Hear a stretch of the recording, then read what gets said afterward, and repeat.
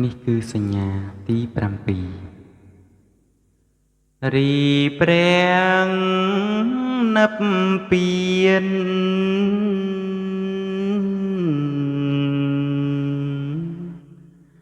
ជាធ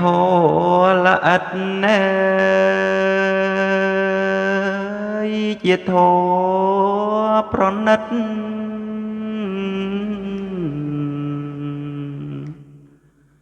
ឧត្តមពេកជាទីរមើងាប់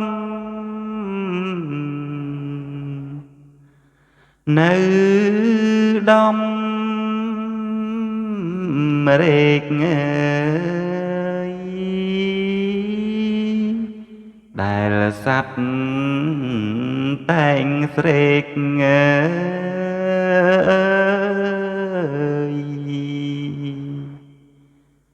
ដោយតណ្ហាជាទីរងងាប់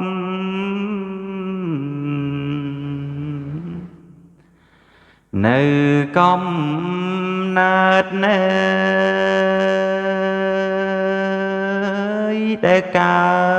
តជាសត្វសង្ខារាជាបុណ្យជាបាបដល់រាបណាឲ្យត្រាតែបានទេឲ្យត្រាតែអង្គ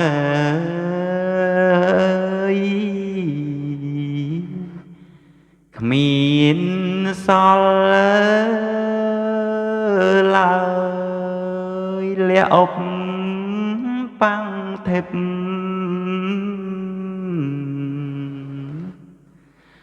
ទាំងពួងបានណែតណ្ហាពុនមាន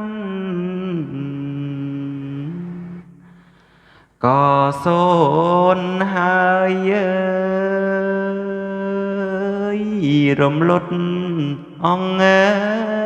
ទុក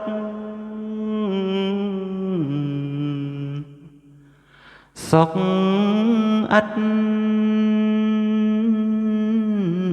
ស្បាយធัวយ៉ាងนิ่งហើយ